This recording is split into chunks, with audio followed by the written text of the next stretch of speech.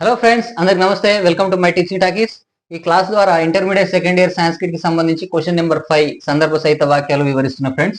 So ఇది ఇక్కడ ఉన్నటువంటి క్వశ్చన్స్ కుముద్వతి పరిణయం అనే లెసన్ లో నుంచి ఉన్నాయి. ఈ మూడిటి నుంచి ఒక క్వశ్చన్ అయితే యాన్యువల్ ఎగ్జామ్ లో తప్పకుండా వస్తుంది. 3 మార్కులు అయితే మీకు వస్తాయి. సో గుర్తించుకోండి ఏ విధంగా రాయాలి ఏందని చాలా షార్ట్ కట్ లో చెప్పిస్తా. ఈజీ ట్రిక్ ద్వారా చెప్తాను నేను.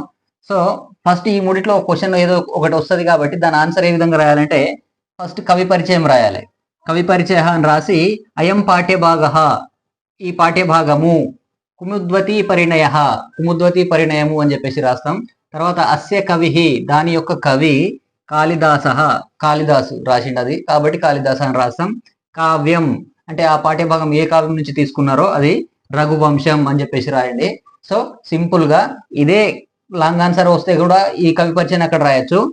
అయం పాఠ్యభాగ కుముద్వతి పరిణయ, అస్య కవి కాళిదాస అండ్ కావ్యం రఘువంశ అని రాసేయండి. తర్వాత సందర్భం ఏ టైంలో ఈ సెంటెన్స్ వచ్చిందో దాన్ని సందర్భం అంటాం కాబట్టి సందర్భ అని రాసి కుశమహారాజం ఉద్దేశ్య కవి ఏవం అవదత్ అని రాయొచ్చు, లేదా కుశమహారాజం కవి ఏవం అవర్ణయత్ అని కూడా రాయొచ్చు. యాజ్ యువర్ విష్, రెండిట్లో ఏది గుర్తుకుంటే అది రాయండి.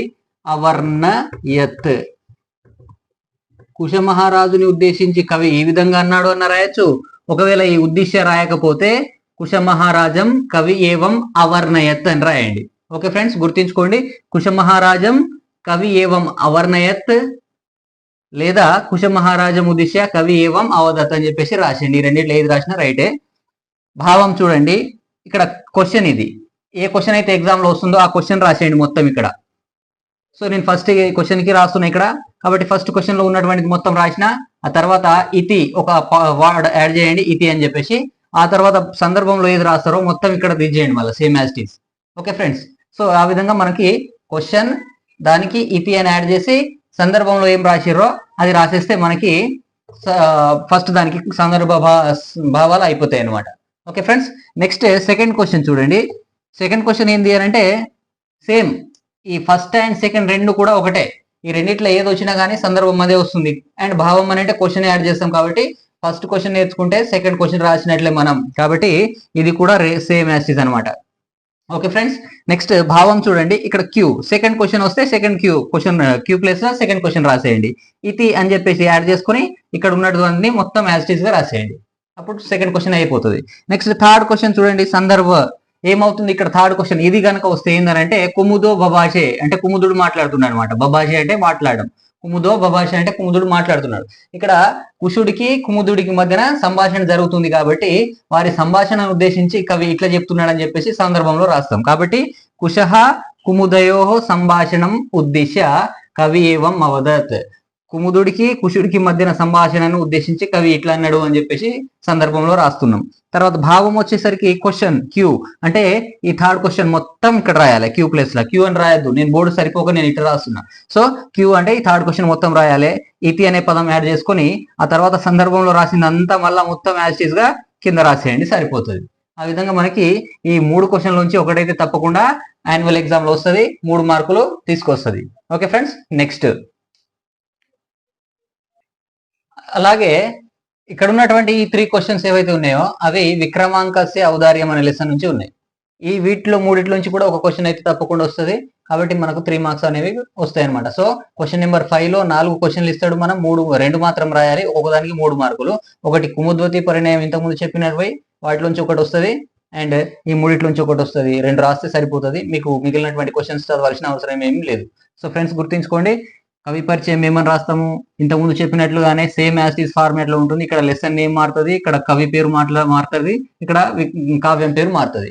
కాబట్టి ప్రస్తుత పాఠ్యభాగం ఏంది? అయం పాఠ్యభాగ విక్రమాంకస్య ఔదార్యం, విక్రమాంకస్య ఔదార్యం అనేది పాఠ్యభాగం పేరు. ఇంతకుముందు ఇక్కడ ఏముండే? కుముద్వతి పరిణయ అని ఉండే. అస్య కవి ఇంతకుముందు ఇక్కడ కాళిదాసు ఉండే, ఇక్కడ బిల్హన అని చెప్పేసి రాస్తున్నాం. అండ్ ఇక్కడ కావ్యం సేమ్ ఇంతకుముందు అయితే రఘువంశం అని ఉండే, ఇక్కడ విక్రమాంక దేవచరితం అని చెప్పేసి కావ్యం పేరు అవుతుంది. ఓకే ఫ్రెండ్స్, ఒకవేళ దీని లాంగ్ ఆన్సర్ గిట్ట చదివితే ఇదే కవి పరిచయాన్ని అక్కడ కూడా రాయొచ్చు. రైట్, నెక్స్ట్ సందర్భం చూడండి. ఫస్ట్ దాని సందర్భం ఒకవేళ ఈ క్వశ్చన్ కనుక వస్తే సందర్భం ఏమవుతుందంటే ఫస్ట్ అండ్ సెకండ్ 2 క్వశ్చన్లను 2 క్వశ్చన్లకి సందర్భం సేమ్ అన్నమాట. సో ఫస్ట్ అండ్ సెకండ్ రెండింటికి కూడా ఒకటే ఆన్సర్ అవుతుంది, గుర్తుంచుకోండి. సందర్భం ఏంటి అని అంటే విక్రమాంక స్వపిత ఆహవమల్లం ప్రతి ఏవం అవదత్. విక్రమాంక యువరాజు అయినటువంటి విక్రమాంకుడు స్వపిత తన తండ్రి అయినటువంటి ఆహవమల్లుడితోటి ఏవం అవదత్ ఈ విధంగా అన్నాడు అని చెప్పేసి సందర్భం.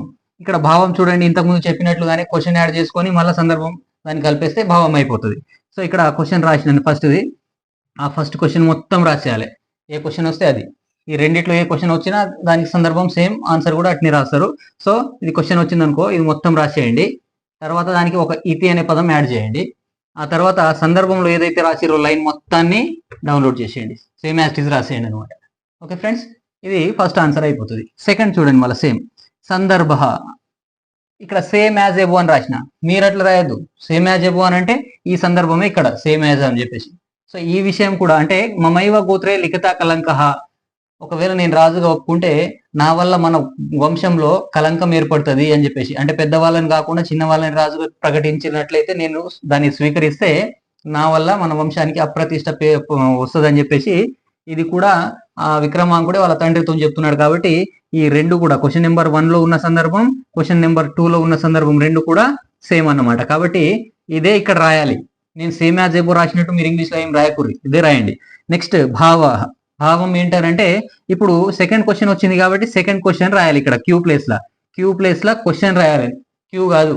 సో సెకండ్ క్వశ్చన్ ఏదైతే ఉందో ఈ సెకండ్ క్వశ్చన్ మొత్తం మమైవ గోత్రే లిఖిత కలంక అనేది ఇక్కడ రాసి ఇతి అని యాడ్ చేసుకొని ఇక్కడ ఏ సందర్భం అయితే రాస్తున్నారు అంటే ఫస్ట్ది అదే తీసుకొచ్చి మళ్ళా సేమ్ యాజ్ గా రాసేయండి. అప్పుడు సెకండ్ ఆన్సర్ అయిపోతుంది. తర్వాత థర్డ్ క్వశ్చన్ సందర్భం చూడండి. ఇప్పుడు పైన రెండేమో కుమారుడు తండ్రితో మాట్లాడిండు, లాస్ట్ దేమో తండ్రి మళ్ళా కుమారుడితో మాట్లాడుతుంది అనమాట. కాబట్టి ఇక్కడ రివర్స్ అయిపోతుంది. ఇక్కడ రాసినటువంటి పేర్లు ముందుకు వచ్చేసి ఈ ఆహ్వాల మళ్ళా ఇక్కడ వస్తుంది, ఈ విక్రమాంక అటుపోతుంది అనమాట. కాబట్టి గుర్తుంచుకోండి, రాజా ఆహవమల్ల రాజు కదా తను, కాబట్టి రాజా ఆహవమల్లుడు విక్రమాంకం ప్రతి ఏవం అవదత్ అనేది సందర్భం అవుతుంది. రాజు అయినటువంటి ఆహవమల్లుడు వాళ్ళ కొడుకు అయినటువంటి విక్రమాంకుడితో ఏ విధంగా అన్నాడని చెప్పేసి ఉంది. ఇంకా భావం రాసేటప్పుడు ఏం చేస్తారు, ఈ థర్డ్ క్వశ్చన్ వచ్చింది కాబట్టి ఇక్కడ థర్డ్ క్వశ్చన్ రాయాలి, క్వశ్చన్ మొత్తం రాయాలి ఇది క్యూ ప్లేస్ లా. ఓకే, అండ్ ఇతి రాసి సేమ్ యాజ్ ఇట్ ఈజ్ గా ఈ సందర్భంలో ఉన్న దాన్ని మొత్తం దించేయండి. ఇది మనకు భావం అయిపోతుంది. తప్పకుండా మీరు ఈ విధంగా రాస్తే మీకు 3 మార్కులు బరాబర్ వస్తాయి. సో ఇప్పుడు చెప్పినటువంటి ఇంతకుముందు కుముద్వతి పరిణయం అండ్ ఈ విక్రమాంకస్య ఉదయం 2 లెసన్లు చదువుకోండి. రెండిట్లోంచి మీకు 6 మార్కులు తప్పకుండా వస్తాయి ఫ్రెండ్స్. Okay friends.